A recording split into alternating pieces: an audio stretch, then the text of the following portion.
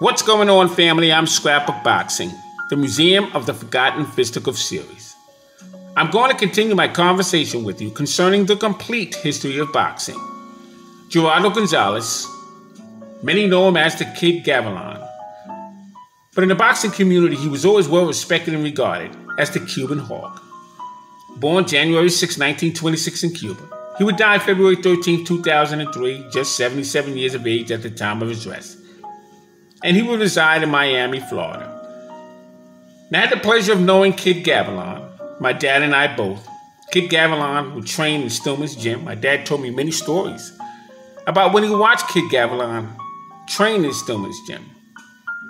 He said one of the most impressive things about Kid Gavilan that most people overlook: his ability to shadowbox. Man, could he shadowbox, says my dad. Quick with his hands and quick with his feet, he would rotate his head from side to side. Short punches. Very nice, smooth punches.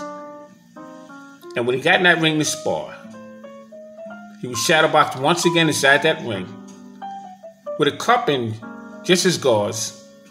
But man, he would move. Short, sturdy, head jerks, foot jerks. Beautiful thing to see. He stood 5 foot 10 and a half inches, weighed 130 to 155 pounds. Had a total bout career of 143 bouts, 108 wins, 28 knockouts, 30 losses, and 5 draws. Fought from June 5, 1943 to July 18, 1958. Had 11 title bouts and 8 title defenses.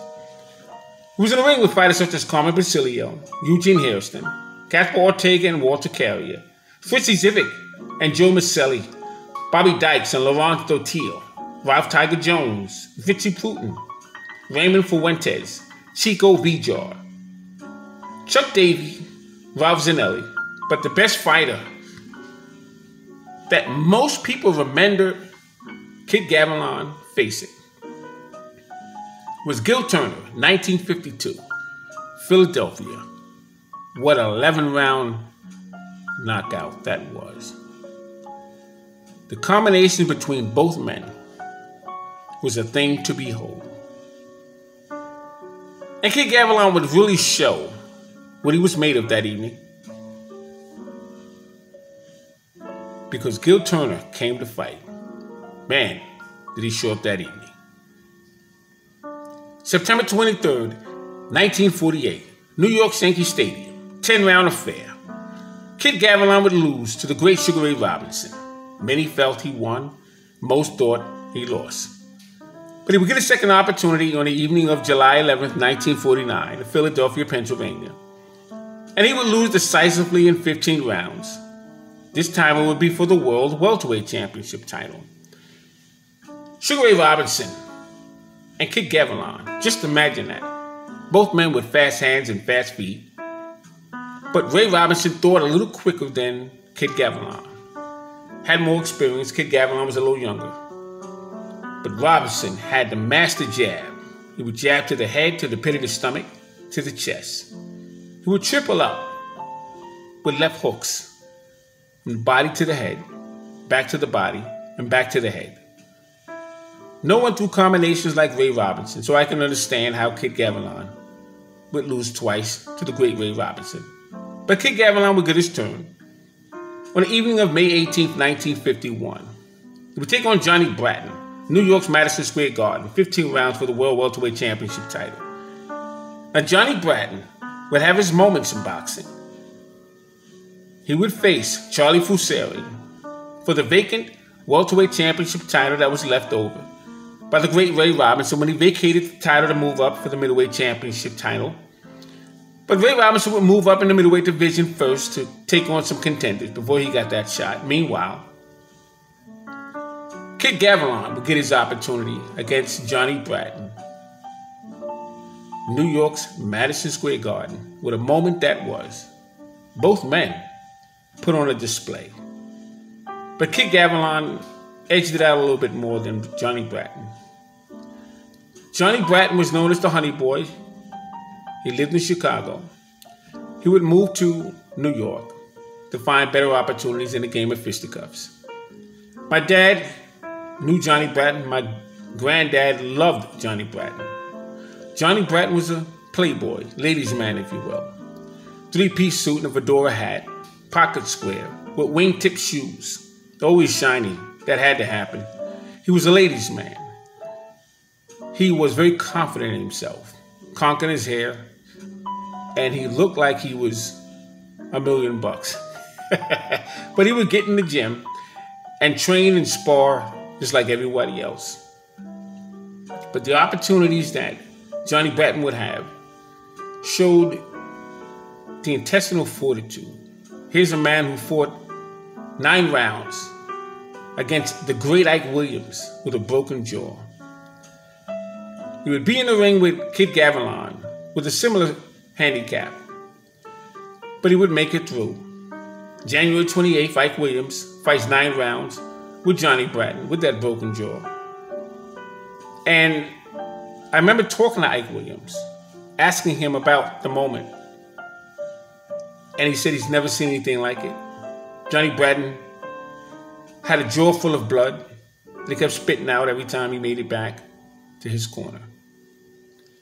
April 1st, 1949, Kid Gavilan would mix it up with Carl Bubba Olson, Johnny Saxton, and Carmen Basilio.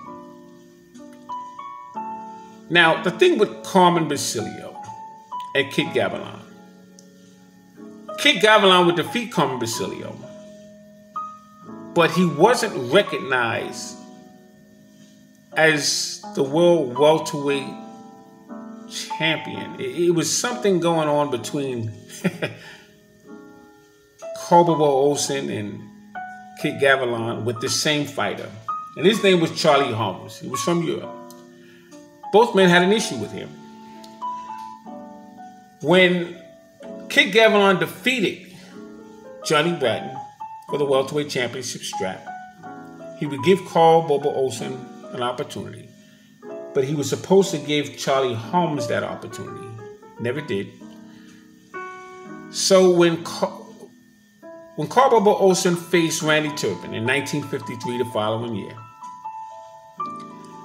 Ray Robinson would vacate his middleweight championship strap in 52 after he would lose a light heavyweight title opportunity, I should say, against Joey Maxim, And this was in New York's Yankee Stadium. The heat was over 108 degrees, and Ray Robinson couldn't continue after the 14th round. So the title went vacant. And the fighter who was to get an opportunity with, at that case now, was Randy Turpin. Carl Bubba Olson fought a fighter who was, I don't know if he was really worthy of it. A good fighter. His name was Patty Young. I'm trying to think and concentrate about where I put him in this conversation. Patty Young, my dad knew him very well, sparred with him many times in Stillman's gym. But the issue, Charlie Holmes should have gotten that opportunity. He did not. So Kid Gavilan at that point wasn't recognized as the world welterweight champion. So Charlie Holmes would get a shot with Randy Turpin, and Carl Bubba Olson would get his shot with Patty Young. Carl Bubba Olson would defeat Patty Young, and he would become the America's middleweight champion. Randy Turpin would defeat Charlie Holmes, and he would become England's middleweight champion. And so now both Randy Turpin and Carl Bubba Olson would win, and they would fight for world recognition as middleweight champion. But I just said all that to tell you about Charlie Holmes upsetting the apple cart with Kid Gavilan and Carl Bubba Olson. Now, Bobby Dykes would take on Kid Gavilan February 4th in Miami, Florida. Kid Gavilan would defeat Bobby Dykes in 15 rounds. Bobby Dykes was from Texas. And what was compelling about that fight, 1892, Carnival of Champions. George Dixon would take on Jack Skelly. This was in New Orleans. And he would beat up this young man, Jack Skelly, so badly. It happened on the evening of September 6, 1892, that black and white fighters couldn't fight in the South for the next 60 years. And that would be 1952. Bobby Dykes and Kid Gavilan. What a moment. And that was a World Welterweight Championship title fight. July 7th, 1952 is the fight of the year. Philadelphia, Pennsylvania. Gil Turner would last 11 rounds before he was stopped against the great Kid Gavilan. Kid Gavilan, in my opinion, has to be in the top 5, top 8, but that's pretty much the gauge of welterweight champions, because Kid Gavilan took them all. He came at an era when you had the great ones. I mentioned to you he faced Chigo Vijar. I mentioned to you he faced Frizzy Zivit, Joe Maselli, and Ralph Tiger Jones, Carmen Basilio, Gil Turner, Ike Williams. He was in there with them all. And don't forget the great Sugar Ray Robinson, 2 separate occasions. What a fighter was Kid Gavilan. He would face Sonny Horn and Billy Graham and Johnny Saxton. Remarkable fighter was Kid Gavilan.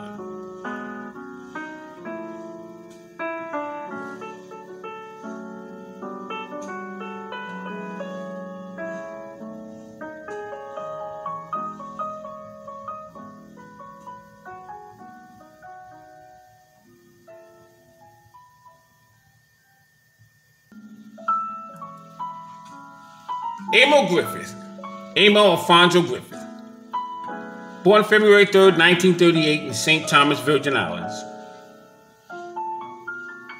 He stood 5'7.5" as welterweight and had a 72-inch reach.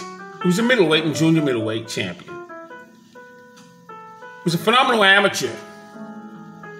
Had 112 total bouts, 85 wins, 24 losses, and 2 draws. June 2nd, 1958, July 30th, 1977 would be his years in the ring. He would face fighters such as Don Fulmer, Ralph Dupas, Izzy Logart, and Jorge Fernandez, Florentino Fernandez, Luis Rodriguez, Gypsy Joe Harris, and Casper Ortega, Don Jordan, Stanley Kitten Haywood, Joey Archer twice, and Jose Stable,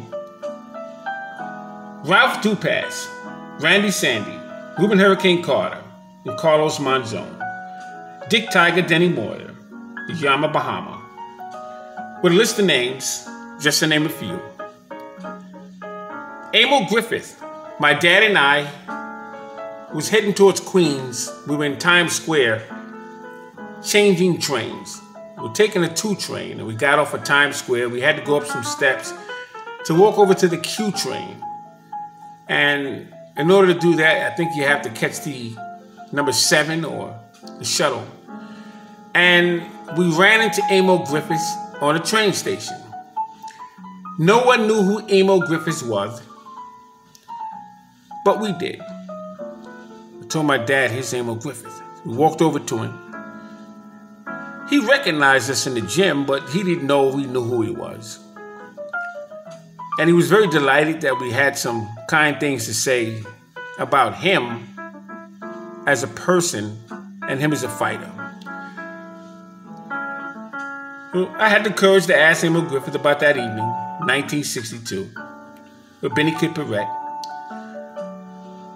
They were trying to do a documentary, ringside, in Gleason's gym.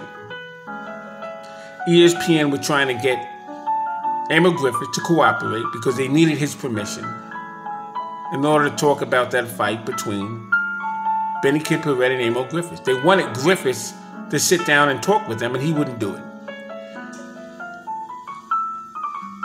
I spoke with Griffith. I asked him the question, and lo and behold, he actually told me what happened. And my dad is standing right there, and he was listening in. And he told me, he said, I was being challenged. I was being heckled about who I was. And we went no further with that part of the conversation. But he was explaining to me that he was in the ring on an evening when he wasn't fighting, but he was somewhat promoting himself and promoting the bout. And there was a stage of men with suits called into the ring, and they were being honored. And he walked into the ring when he was called, and there was a slap between Jimmy Braddock and another fight I can't quite remember. So Emile Griffith would stand there. Then Benny Kipperett would be called in, and he would slide in between Jimmy, what's his name? Jimmy Braddock. What am I thinking of? And Emile Griffith. So Emile Griffith, and there was no room. Griffith deliberately stood close to Jimmy Braddock, and he slid in between, and he was heckling Emile Griffith and that little gap that he stood in. Now, this is alleged. This is what was said to me directly by Emile Griffith. And he was calling him a maricon. And this is pretty much what was said to my dad and I by Emile Griffith himself. So they would fight 3 separate occasions. And they would meet up 61, meet up in 62. And pretty much the rest was history. It was a sad moment in boxing. But this is how the ball bounces. And Emile Griffiths would fight fighters. 1959, boxed 9 bouts between January 26th and November 23rd. 4 KOs, 4 draws, 1 loss. And he would have 4 knockouts and 4 decision wins and 1 loss. He was in the ring with Randy Sandy, October 26, 1959, who would lose 10 rounds to him in New York's Academy of Music. Randy Sandy was just 22 years old. He would lose in 15 rounds, 2 draws, and 8 knockouts. 1959, Benny Kipperett boxed 8 bouts between January 19th, December 18th. 4 wins, 3 losses, 1 draw. 1 10 rounds loss to Casper Ortega in New York. 10-round draw to the future world light heavyweight champion, Jose Torres, San Juan, Puerto Rico. Being in the ring with Charlie Scott, who he would defeat in 10 rounds in New York. 1960, Emile Griffith would box 9 bouts, 8 wins, 1 loss, 1 technical knockout. Would face Casper Ortega, Denny Moyer twice, Jorge Fernandez twice, and Florentino Fernandez and Luis Rodriguez. What I've studied of Emile Griffith, what I've heard about him, had the pleasure of meeting him and my dad's stories combined, I've come to learn that Emile Griffith was probably one of the best boxers of his time. He would become a 3-time welterweight, 2-time middleweight, and 1-time junior middleweight champion. And so you can ask of a fighter, he puts all in his work. Emile Griffith was a top-notch competitor and an outstanding fighter. Thanks for listening. Be well. I'm Scrapbook Boxing, the Museum of the Forgotten Fisticuff series, stating all great fights, all great fighters will never be forgotten on my channel. I'll continue with my conversation with you on the complete history of boxing. Be well.